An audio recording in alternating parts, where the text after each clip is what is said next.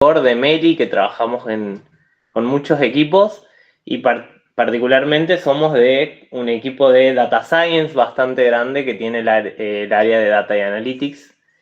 Hoy les van a contar esta iniciativa muy interesante de candidates y de cómo automatizamos esta vidriera de ofertas, que solo para aclarar es un proyecto que venimos llevando hace más de 2 años y que no solo trabajamos nosotros, sino que trabajan equipos de producto, IT, de promociones, negocio, mucha gente involucrada en esto, así que nada, todo esto también es parte de ellos. Así que bueno, los dejo a los chicos que cuenten y nada, gracias Ale por invitarnos a dar esta weekly. Dale.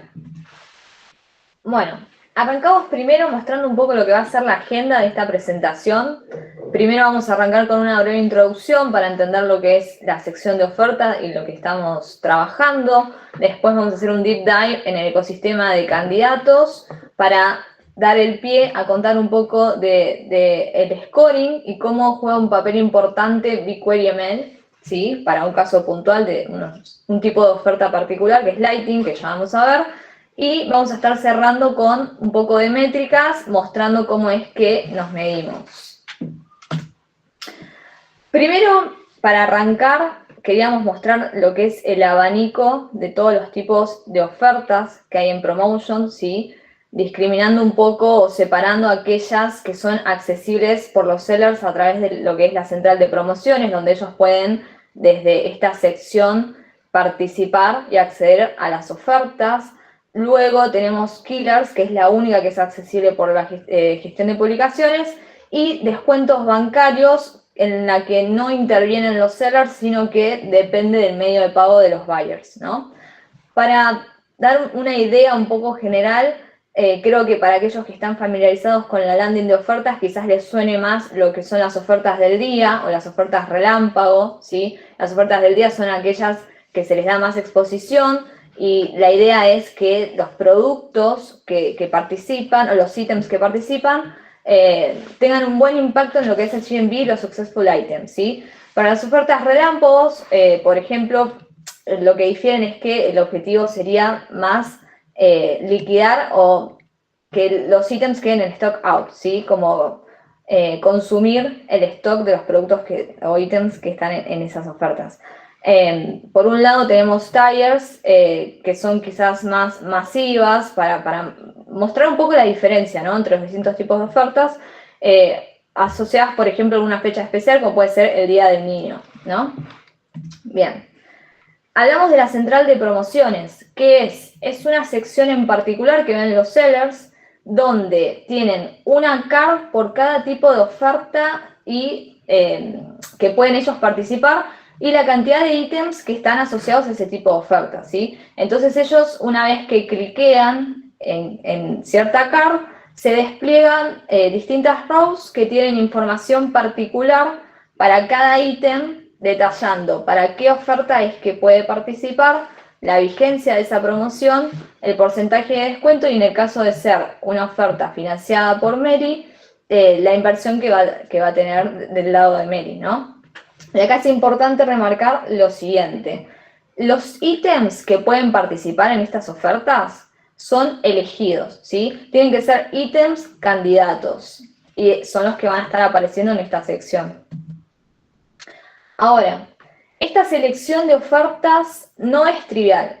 La realidad es que a la hora de elegir los ítems, nosotros tenemos que garantizar seleccionar los mejores candidatos para, en cierto punto, garantizar el éxito de esas ofertas. Entonces, las ofertas tienen que ser atractivas tanto para los buyers como para los sellers y el hecho de que sean atractivas viene dado por una elección inteligente del descuento mínimo que debe aceptar el seller, una buena elección eficiente de la inversión por parte de Meli, en el caso que sea una oferta cofinanciada, y tenemos que tener en cuenta que la adopción por parte de los sellers sea buena, que haya buen opt-in. ¿Por qué? Por esto que les comentamos, que los sellers se les propone ciertas ofertas para determinados ítems y ellos deciden aceptar o no.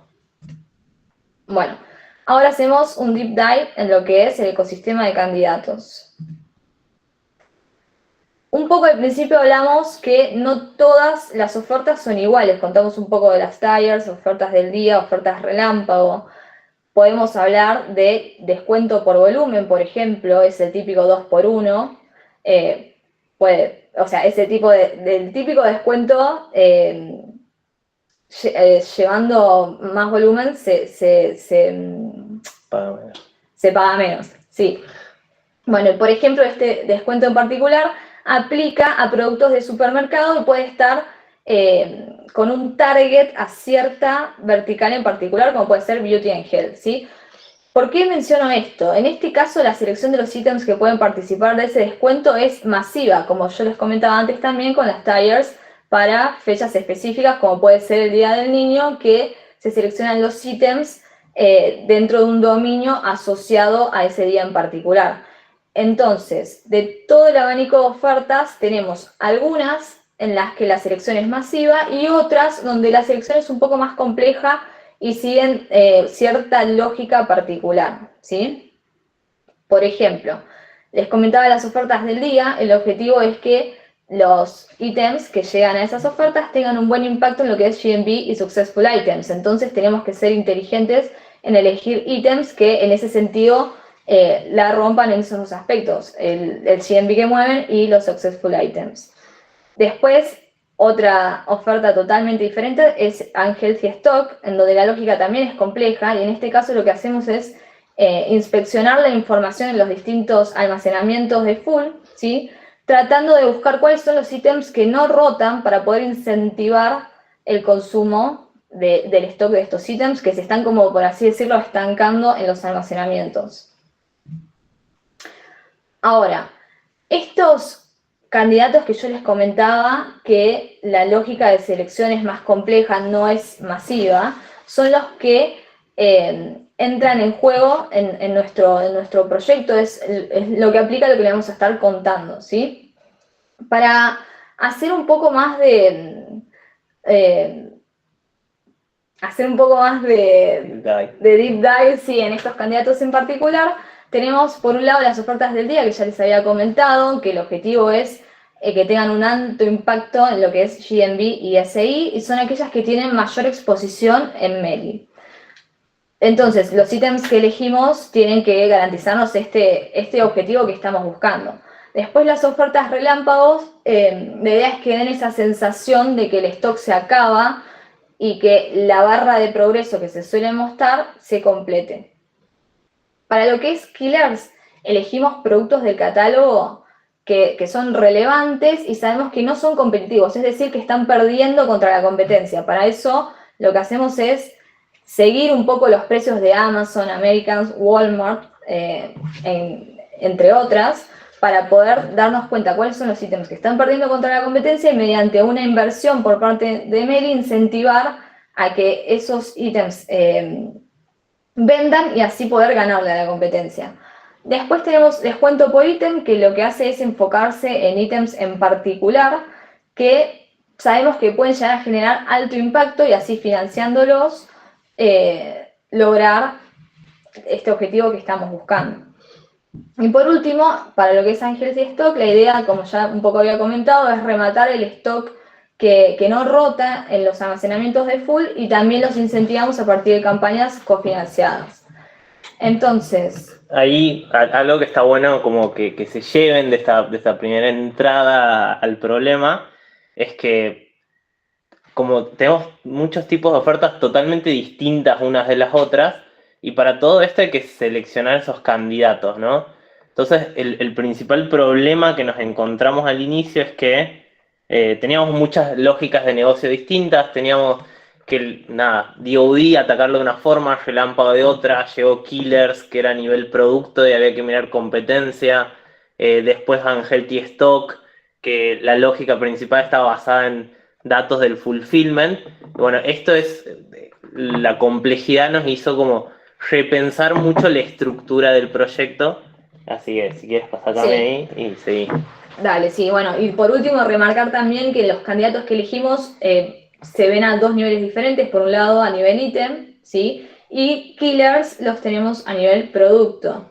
Y también volver a remarcar que para algunos hay una inversión por parte de Meli, para otras ofertas no. Y en el caso de que las haya, nosotros también tenemos que determinar cuál va a ser ese rebate, ¿no?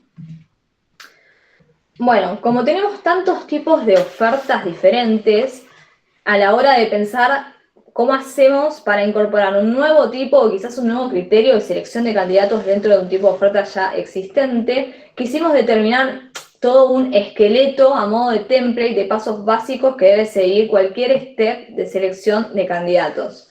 Por un lado tenemos una etapa de selección inicial que lo que hace es elegir una bolsa básica, o sea, base de ítems siguiendo ciertas reglas de negocio o basándonos en atributos de los ítems o de los sellers, que luego se reduce porque aplicamos ciertas validaciones cross a todos los candidatos, ¿sí? Ahí tenemos esa selección inicial. Después pasamos a escorear estos ítems para setear una especie de prioridad de unos por sobre otros. Y este scoring varía totalmente según sea el tipo de oferta. Por ejemplo, si nos vamos a lo que es DoD, lo que hacemos en el scoring es ponderar aquellos ítems que tienen un mayor ranking en lo que es el GMV o las visitas de usuarios únicos, ¿sí? Porque recordamos que el objetivo era que tengan mucho impacto y que muevan mucho GMV y tengan un buen nivel de ventas, ¿no? Bueno, pero por otra parte, Unhealthy Stock lo que hace es el score ponderar aquellos ítems que hace más tiempo que están estancados en los almacenamientos y también aquellos por los cuales los vendedores tienen que pagar una tarifa mayor por ese tiempo de aging, que también tiene en cuenta el volumen que está ocupando el almacenamiento, por ejemplo, y ciertos aspectos relacionados a características del ítem en particular. Luego, como para cada tipo de oferta suele pasar que tenemos cupos fijos, limitados, de candidatos para mandar desde la central de promociones, lo que hacemos es querer garantizar cierta diversidad. Por ejemplo, para DoD tenemos un cupo fijo de 100 lugares. Nosotros queremos que haya una variedad de dominios, porque quizás algún dominio prevalece más por sobre otros. Lo que hicimos fue implementar un módulo de selección que lo que hace es tener en cuenta el opt-in por dominio de los últimos días y así ir armando el listado final de candidatos a mandar, tratando de que haya una buena variedad de ítems. Luego, una vez que tenemos ese listado de candidatos que queremos mandar, viene la etapa de composición del descuento. En este paso, en el caso de que sea una oferta cofinanciada, entra en juego determinar cuál va a ser la inversión por parte de Meli de forma eficiente, o sea que estemos invirtiendo bien la plata. Por último, sería la etapa de subida a producción, que esto lo que hace es permitir a los sellers participar desde la central de promociones y así a medida que se van creando las ofertas, nosotros seguimos un conjunto de métricas que nos permiten determinar qué tan performante están siendo los candidatos que nosotros enviamos. Bueno, teniendo tantos tipos de oferta y este flujo básico que les comentaba, que respetan todos los tipos de candidatos, nosotros siempre tenemos, queremos hacer foco en que nuestra solución sea escalable. ¿Y cómo lo logramos?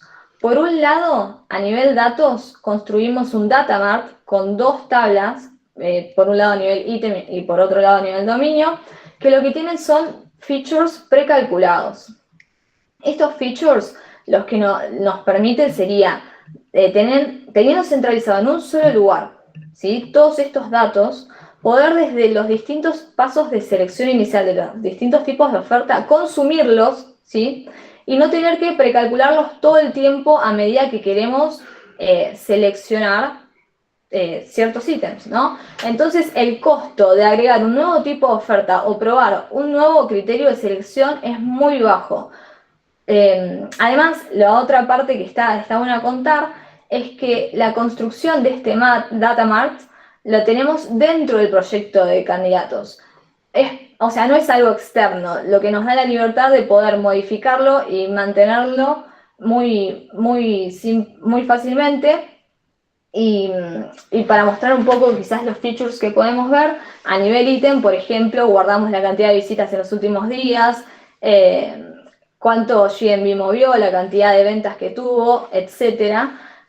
También la info de la competencia, que eso está Sí. bastante bueno. O sea, para cada ítem que sabemos cuáles los competidores y Hound nos da la info, también lo tenemos ahí. Sabemos el precio de los competidores en ese mismo datamart. Entonces es como, sí, en vez de hacer todo el flujo por ahí ¿no?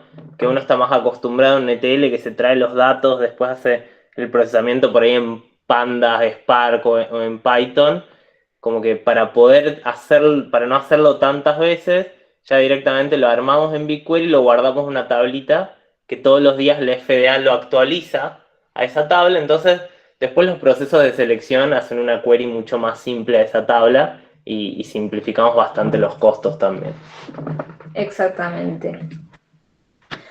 Bueno, y por otro lado también cómo está la escalabilidad de nuestra solución a nivel código. Lo que hicimos es, en una superclase, llevar el comportamiento común que les comentaba, ese flujo básico de selección, y después ir especificando solamente el comportamiento particular de cada tipo de oferta y cada criterio diferente que vamos a probar.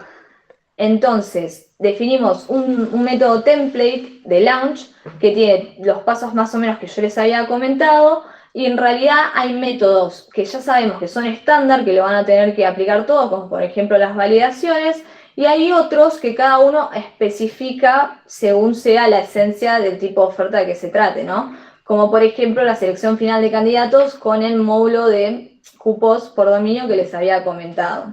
Algo que está bueno de ahí, que quiero sumar, es un problema que teníamos es que Candidate está en producción hace mucho tiempo y obviamente no, al iterar y probar nuevos tipos de candidatos, lo que teníamos que asegurar era, más allá de que tenemos todo un ambiente de test en la API donde subimos estos candidatos, a la hora de probar en producción queríamos estar todos tranquilos. Entonces este método que cuenta Cami ya de por sí tiene validaciones que nos aseguran de que si se sigue ese flujo, lo que vamos a subir a la API no puede romper nada. Entonces nos tranquiliza que si en test todo funcionó y pasó bien en producción, más allá de que por ahí, no sé, subir un candidato equivocado, no vamos a romper nada. Entonces eso nos permitió como también esta tranquilidad a la hora de probar distintas selecciones y quedarnos tranquilos de que lo que podíamos hacer fácilmente.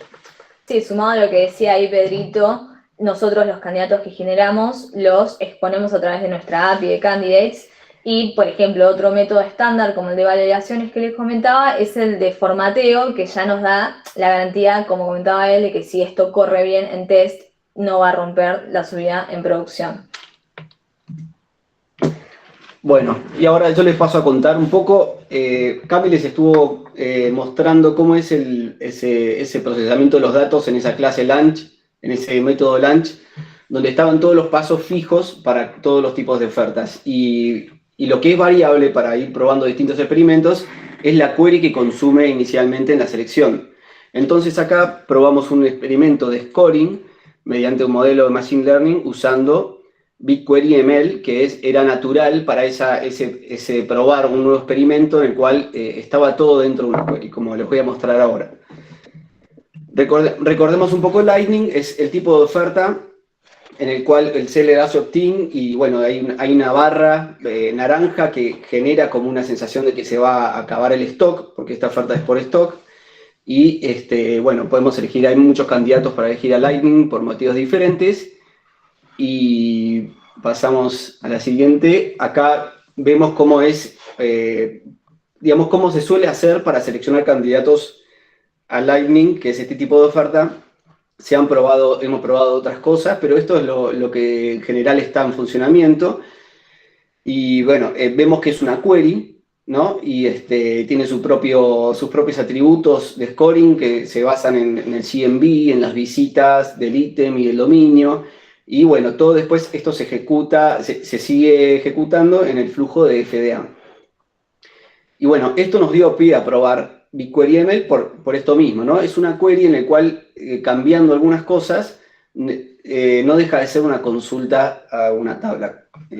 Algo importante, volviendo ahí atrás, que está bueno recalcar es, esta query es súper simple, no es una query chica, que tiene un montón de cosas. ¿Por qué es tan chica? Porque toda la lógica de calcular GMV de las últimas semanas, visitas, etcétera, ya lo tenemos resuelto en nuestro datamart de features. Entonces, por eso es que después es muy fácil entender las distintas selecciones, ¿no? ¿Qué lógica estamos usando para cada una? Entonces, esta era la selección actual. Entonces, lo que decía Ramón ahí está buenísimo. Si nosotros conseguíamos replicar esto, ¿no? Esta misma, una query con los mismos outputs que veíamos aquí de los atributos, pero usando un modelo, era un golazo. Lo único que teníamos que cambiar en nuestro flujo productivo era la query y nada más. Bueno, acá hago un paréntesis, cuento un poco de BigQuery para por ahí que no conoce mucho. Son los modelos que están disponibles en la misma plataforma de BigQuery.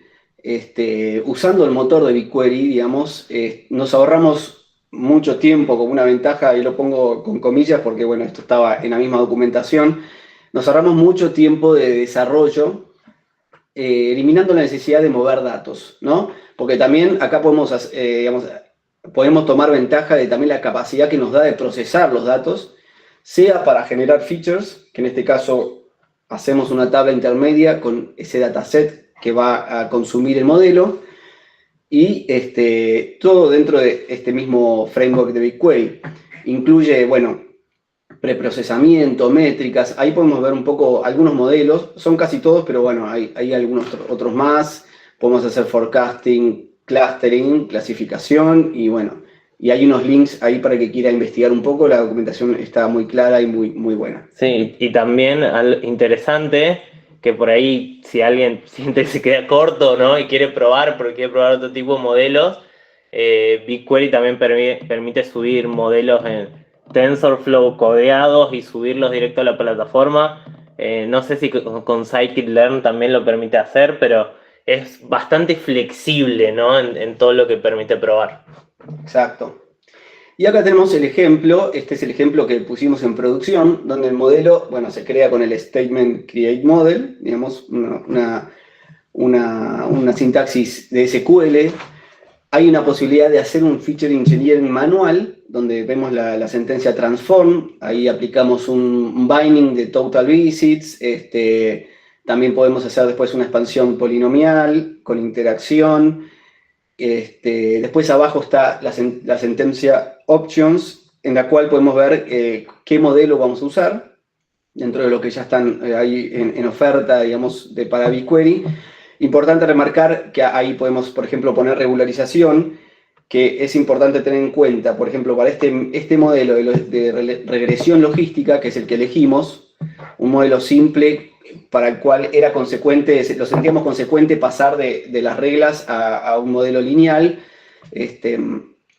y tener en cuenta que, por ejemplo, las variables categóricas, BigQuery lo va a procesar en un one-hot encoding. Entonces, si le pasamos los dominios, van a resultar un montón de columnas con unos y ceros, y entonces es importante tener en cuenta que esto va a haber que regularizarlo. Después, bueno, abajo de todo se ve el input de los datos, donde podemos ver, bueno, es una query más consumiendo de la tabla de features que generamos. Sí, algo importante ahí es aclarar cómo definimos, ¿no? el experimento que queríamos hacer. Básicamente nuestro objetivo era, por así decirlo, teníamos la relámpago, queríamos ver si con un primer experimento, ¿no? Así sencillo, si podíamos determinar un target que sea cuánto consumimos de la barrita naranja.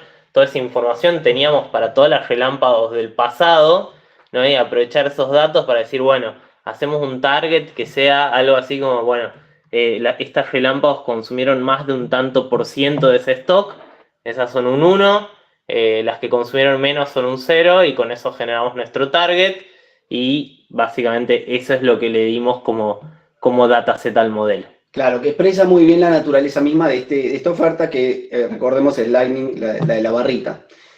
Y bueno, pasamos a la siguiente. Acá podemos ver cómo nos ofrece el modelo las métricas de un modo fácil, digamos, sin tener que por ahí codear cuando no necesitamos.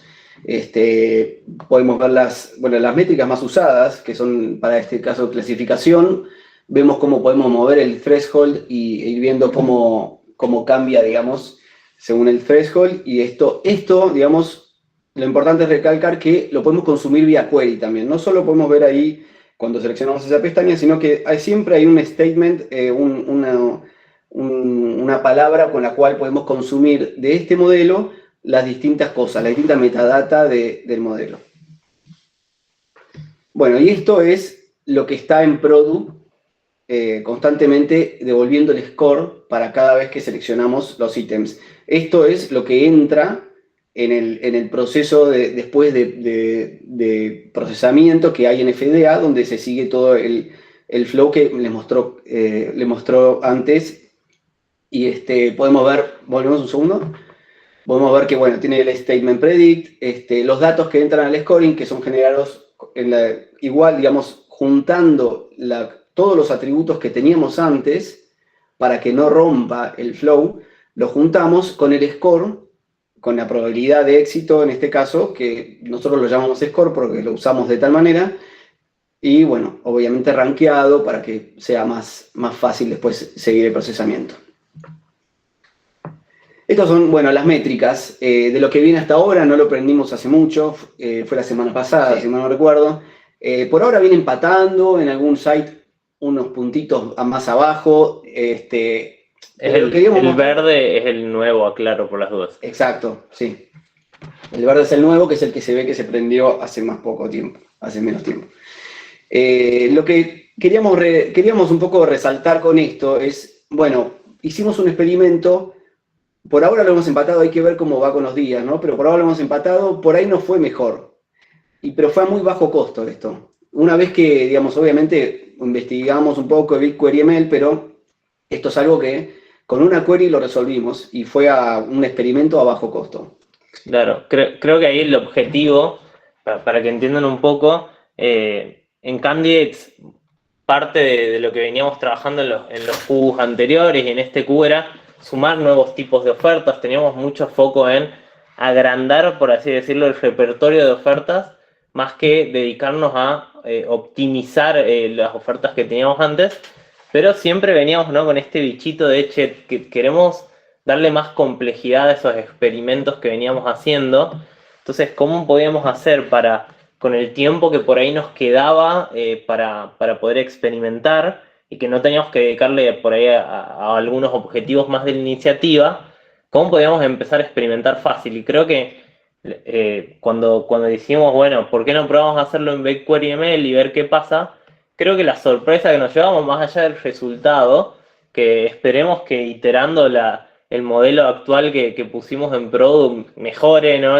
O probando otras hipótesis de qué modelar, creo que lo que está muy bueno es que realmente nos permitió como de forma simple, escalable, sin tenernos que preocupar por optimizar el código, etcétera, hacer pruebas.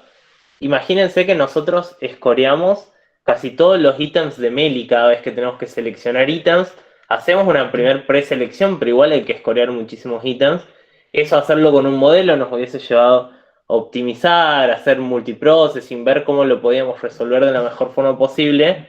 El armado de los features en Python es bastante costoso, por ahí nos íbamos a tener que ir a usar Spark o algo así. Pero nada, BigQuery como que nos dio todo eso muy simple. Y creo que es lo interesante, ¿no? Poder como probar estas hipótesis, ver los resultados de esos experimentos y que el regret, por así decirlo, de haberle dedicado ese tiempo sea lo más bajo posible y que nos permite iterar. Ahora lo que se va a venir es, bueno, ya sabemos cómo hacerlo, ¿por qué no probamos otro modelo? ¿Por qué no cambiamos algunos features? Cambiamos un poco el experimento y volvemos a iterar. Así que eso creo que es una de las conclusiones más lindas de haber usado BigQuery ML en Meli, donde además hoy tenemos como casi todo el warehouse ya en BigQuery, todos los datos ahí listos para usar, ¿no? Exacto. Bueno, y volviendo con lo que es las métricas, tenemos en una tabla de summary en BigQuery, guardado particularmente para el caso de Lightning, distintas mediciones que hacemos para poder entender qué también le está yendo a los candidatos que nosotros mandamos, ¿sí?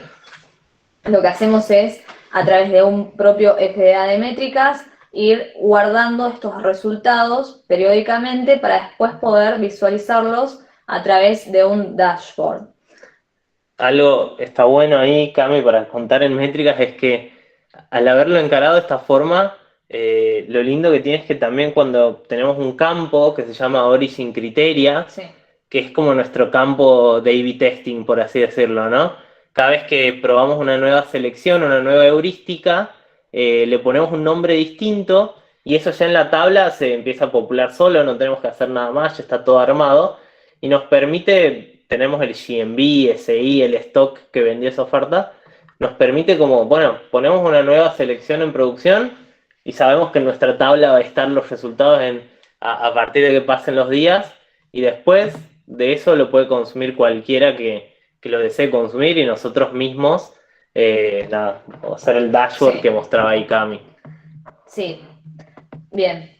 Bueno, lo que podemos ver en este dashboard son distintas métricas, como por ejemplo aquella target, particularmente para el área de promotions, que es el share de GMV promedio por sobre el total site, que es la métrica clave para ofertas del día, por ejemplo. Nosotros seguimos esta métrica y nos vamos poniendo distintos objetivos gracias a este dashboard en particular que nos facilita un montón de cosas. Algo para mencionar ahí que se ve es hoy las ofertas del día, por ejemplo, que nosotros estamos subiendo vía la central de promos, ya desde a partir de muchas iteraciones que hicimos en la selección, hoy estamos en aproximadamente, representan un 0,2% del GMV de todo Meli de forma diaria. Si bien parece 0,2 un valor chico, es bastante grande, ¿no? En algún sentido el número total ese y nos vamos poniendo objetivos que vamos siguiendo en este dashboard de un objetivo general, más allá de los experimentos, nuestro objetivo general es llegar, ¿no?, a esa barrita naranja de 0,3. Así que esto nos permite como ver cómo venimos semana a semana versus nuestro objetivo. Exacto. También lo que solemos visualizar es por día la cantidad de ofertas efectivas que se hicieron, que esto depende del opt-in por parte de los sellers, ¿sí? Si recordamos. Y también, por ejemplo, la cantidad de successful items que tuvieron esas ofertas por día, o el GMV que se movió por cada una de las verticales, ¿sí?, de los candidatos que nosotros enviamos. Sí. Bien, y con eso estaríamos cerrando esta presentación, contando un poco lo que fue el end-to-end de todo el proyecto de Candidates y haciendo foco en cómo es que nos sirvió mucho el feature de BigQuery para poder llevar este nuevo modelo a producción para Lightning. Nada, cualquier pregunta, aceptamos preguntas, así que nos pueden hacer. Buenísimo. Mil gracias, chicos. Estuvo buenísimo. Sí, acá José había preguntado si tienen el modelo de datos de los sandbox disponibles en BigQuery. En el modelo de datos, si nuestro modelo de datos está disponible para acceder.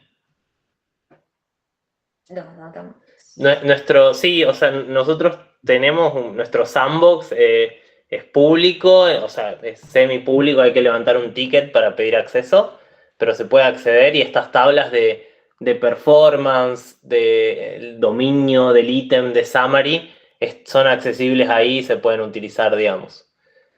Siempre las cambiamos, ¿no? Porque son tablas en algún sentido, internas de nuestros proyectos, pero las mantenemos en producción día a día, etcétera. Así que si alguien las quiere consumir, totalmente abierta para que lo puedan hacer. Perfecto, clarísimo. Y acá, también José preguntaba, no sé, José, si querés desmutearte y contarnos un poco más de esa otra pregunta de modelo lineal, porque no entendí si es una pregunta. Mira, con la primera, buenas tardes. Con la primera pregunta era no tanto acceder a los datos, sino el modelo de datos, es como la arquitectura. Yo ahorita estoy en shipping y algo que he querido saber es la arquitectura, cómo se conectan todas las tablas. Por eso preguntaba el modelo de datos, no como dame acceso ahorita a los datos, sino el modelo, cómo está toda la arquitectura de datos. Esa es una. La otra es la regresión logística es lineal, porque cuando estaban haciendo el speech, la mencionaron así, y quedé como con la duda. A ver, respondo lo primero. O sea, el modelo de datos en sí es una pregunta bastante amplia. A nivel Meli, por supuesto, eso es enorme y cómo se relacionan todas las tablas es un DER bastante grande. Nosotros sí, para el ecosistema de Candidates o para lo que armamos, tenemos en algún sentido como, ¿no? Son tablas simples. Tenemos 2 tablas que son estos data marts y una tercera que es básicamente el summary de cómo le fue a las ofertas que pusimos en producción. Entonces ahí es bastante simple. No sé si te refieres a eso, ¿no? En cómo está como el DER, por así decirlo, del modelo de datos de nuestro Sí, o de Meli en real. sí. Algo así, algo así. O sea, es como Sí. si entiendo un poco el de ustedes, voy entendiendo cómo es el de todo Meli. O sea, poco a poco en mi cabeza voy armando esa arquitectura para saber cómo interactúa y cómo puedo sacar yo mayor provecho a la data que hay. Sí, obviamente, o sea, a nivel Meli es bastante grande y creo ahí tienes. Innegablemente. Sí, tienes Alation, no sé si conoces, pero una herramienta que está bueno para entender cómo se relacionan las tablas. Pero nada, esa es una pregunta bastante grande y amplia, así que sí, la dejo pasar en algún sentido porque no, me costaría un montón explicar. Tampoco lo Vale, no hay, conozco completo, ¿no? vale, no Pero hay problema, gracias. entender el DER de Meli es bastante difícil. En cuanto a la segunda pregunta, sí, el modelo de regresión logística es un modelo lineal que está mapeado a través de, digamos, de la función de link a la probabilidad de éxito que serían los logots. O sea, es las dos cosas. La respuesta es binomial, pero el modelo no deja de ser lineal en la formulación básica. Por eso por ahí yo lo hablé de modo intercambiado, digamos. Quise decir lineal cuando hablaba de un modelo sencillo, que no, por ahí no explore muchos patrones complejos. Vale, entonces, sí, vale. Entonces ya entendí como la expresión para ti. Para ti, lineal implica algo sencillo y no implica a un atributo de continuidad o discreción. O si la distribución per se es binomial o algo diferente. Claro, la respuesta del modelo es siempre la probabilidad de éxito en este caso. Eso siempre va a ser así en esta regresión. Tal cual, es lineal en los parámetros, digamos. Buenísimo. Bueno, sigo con la próxima. Acá Chris había preguntado, dice, llegué un poco tarde, no sé si lo dijeron. ¿Cuánto se demoraron en implementar todo desde la creación de las tablas hasta ya tener los dashboards? ¿Usaron el conector de Meli o la librería de Google? Bueno, esa por ahí la sé yo. Sí. Demoramos tanto que los chicos no eran parte del equipo cuando empezamos. A ver, la iniciativa esta de Candid lleva quizás ya más de 1 año y medio. Es una iniciativa grande que empezó de muy poco, pero toda esta estructura de Data Mart, con el formato que tiene el código actual, etcétera, se viene trabajando desde, si no me equivoco, los últimos 6 meses aproximadamente. Yo creo que el trabajo en sí para armar la estructura principal fueron 3 meses. Los data marts nos llevó quizás 1 mes de laburo. Hay mucho tiempo, obviamente, pero que hoy sin duda ese tiempo, haber dedicado ese esfuerzo a esquematizar toda esa forma, valió la pena. Importante es que el tiempo que gastamos para hacer el datamart hubiese sido el mismo tiempo que hubiésemos gastado para hacer, por ejemplo, la selección desde BigQuery a uno solo de esos candidatos, ¿no?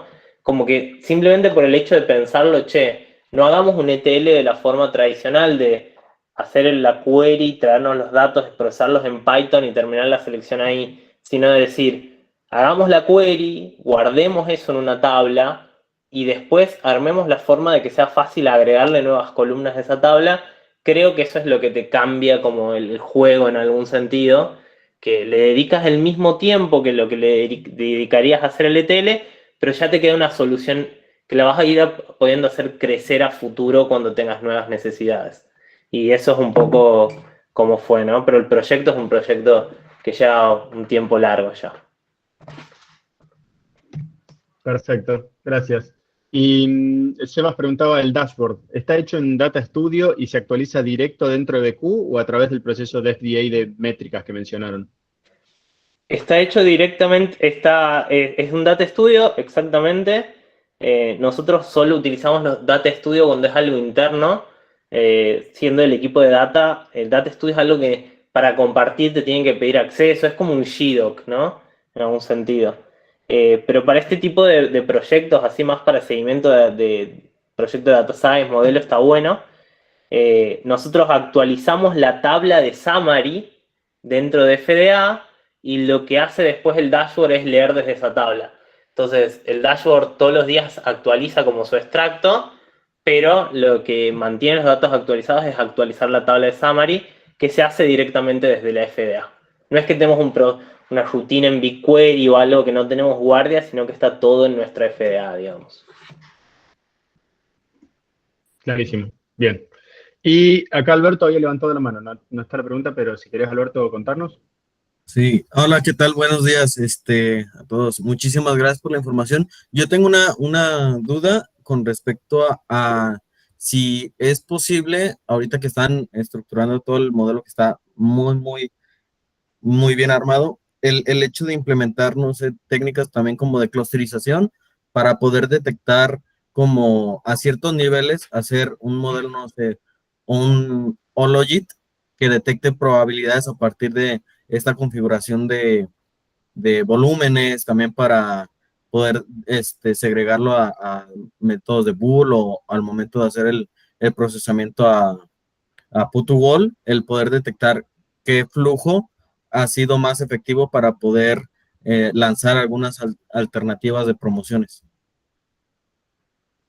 Sí. Bueno, seguramente se pueda explorar un montón de caminos. A mí personalmente no se me había ocurrido ese, pero hay muchas posibilidades, mismo desde el mismo framework que mostramos de BigQuery, de hacer eso. Estoy seguro que se pueden apilar un par de modelos, incluso, digamos, hacer el clustering y después hacer una clasificación. Eso, por lo que estuve viendo, BigQuery provee como unos building blocks por los cuales se pueden ir sumando y agregando cosas sobre un modelo final, digamos. Sobre ese específico que planteabas, por ahí no estaba por ahí en mi idea personal, pero seguramente que se pueda. Sí, de hecho yo estuve trabajando en la universidad un modelo Hologit en R. Entonces, si gustan, busco alguna información que tengo a la mano y con gusto se los comparto. Dale. Gracias, sí, encantado.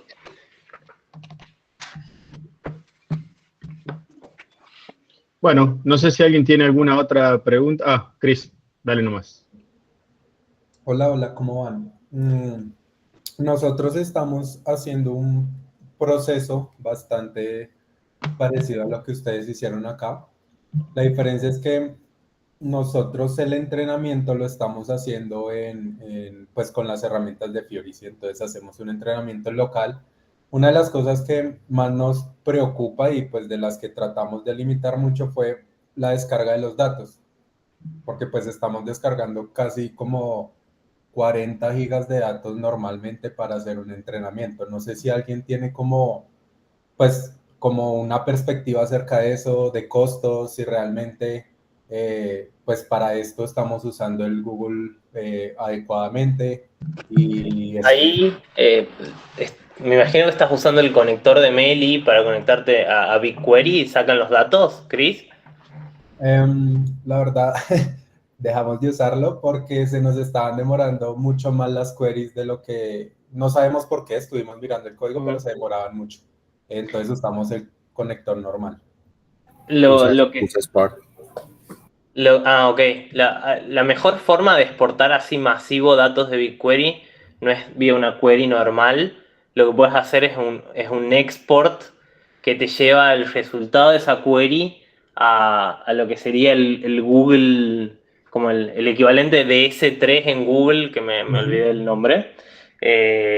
Y básicamente de ahí sí levantarlo, no sé, lo puedes levantar con Python, igual también te va a llevar tiempo levantarlo, ¿no? Pero si no, otra forma que puedes hacer, que es no la probamos nunca. Nosotros todavía en el equipo es usar Spark para conectar a BigQuery directamente y ahí bajarte, o desde Spark leer lo que exportas a estos buckets de Google. Nada, pero obviamente siempre es costoso eso, ¿no? Y es algo que lleva tiempo, hay que trabajarlo porque necesitas optimizar ese flujo para que funcione bien. Es algo que nos pasaba bastante hasta que empezamos a pensar un poco distinto y resolver muchos problemas antes en BigQuery y tratar de no tener que traernos tantos datos, ¿no? Ok. Tengo ahí como una pregunta, no sé si creo que los permisos que tenemos para BigQuery normalmente de consulta y todas estas cosas no son los mismos que necesitaríamos para usar Dataflow o cosas así. Para eso hay que pedir, pues bueno, es una pregunta en general, hay que pedir ciertos permisos y autorizaciones con tickets y eso, ¿cierto? Sí, tal cual. Necesitas levantar algunos tickets para poder hacerlo. Pero entiendo que existen hoy ya, así que deberías poder pedir esos tickets y conseguir acceso. Perfecto. No, está súper, muchas gracias.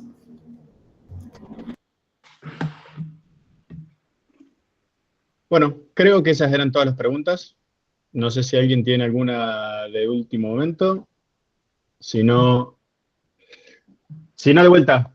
Muchísimas gracias, chicos. Estuvo súper buena la presentación. Así que nada, mil gracias por sumarse y por mostrarnos el laburo. La verdad que estuvo muy bueno. Gracias a todos también por las preguntas. Muchas gracias, un placer. Y Gracias, gente. Nos estamos viendo pronto. Nos vemos la semana que viene. Chao. Chau. Muchísimas gracias a todos. Gracias. por la invitación. Chao, hasta luego.